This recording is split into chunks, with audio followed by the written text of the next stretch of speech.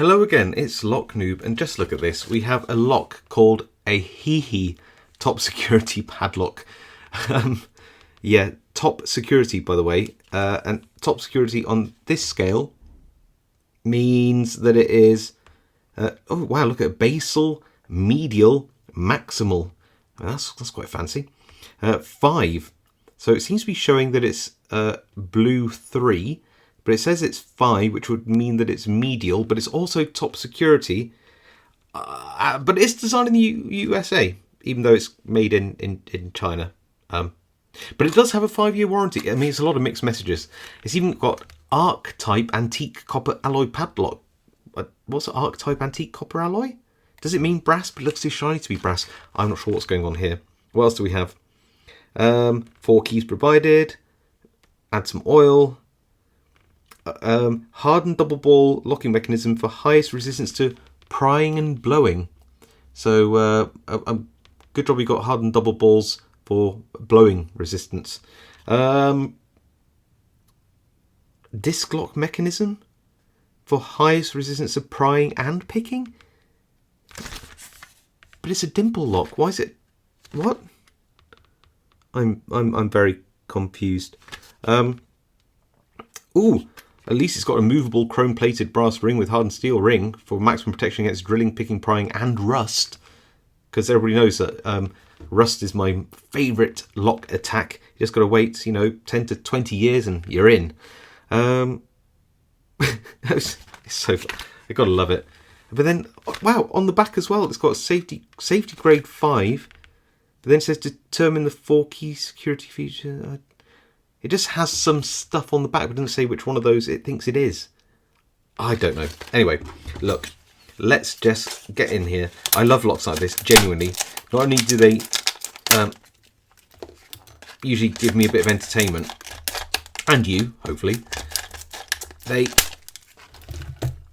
got an ISO 9001 certification on it as well, or at least it's made in a company that apparently it's part of the ISO 9001 scheme, or not, I don't know. But yeah, no, I like these kind of padlocks because they are a bit silly. Ooh, does that even go in? I can't get the keys in. This is not a good start. But if they're made okay, they can be good locks to introduce people to, say, dimples and stuff like that. Good for demos and training, all that kind of stuff. So, if this is okay, which I don't think it's going to be, then it might be a useful lock to have around. And it's really cool that it's called HEHE Design USA. All right, let's see if I can get a turning tool in there at all. Need something to give me some turning force. That's a bit thick. Do I have a thinner one? That should work, right? Got some turning force there.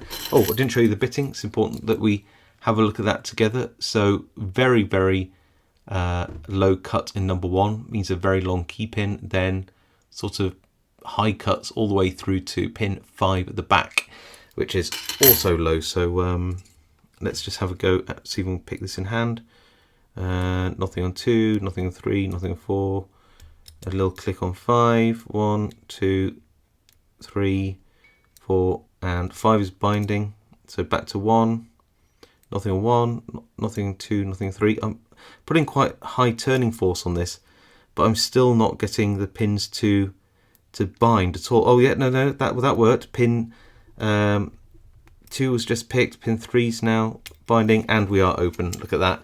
So, whatever reason, I just need to turn that core a little bit harder.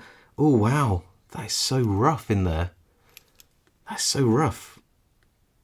I don't know what's going on inside here. Do you know what? If this is real brass alloy, I'll be very surprised. Is it magnetic? Let me just see. Grab a magnet.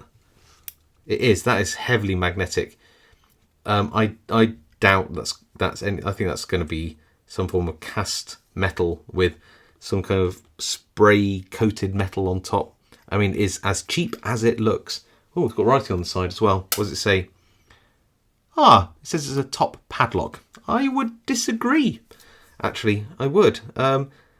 I can't believe they still got the. This is a quality standard ISO 9001. Because I can't believe that that this is made in a factory or by a company that is signed up to that standard. But hey, what do I know? So there you go. A HEHE USA design padlock. I hope you enjoyed that video. If you did, leave a like. If you have any comments about this, please leave them below. I do read them all, reply to as many as I can. If you haven't subscribed, please consider subscribing. It really helps me out. And of course, I'll see you all next time.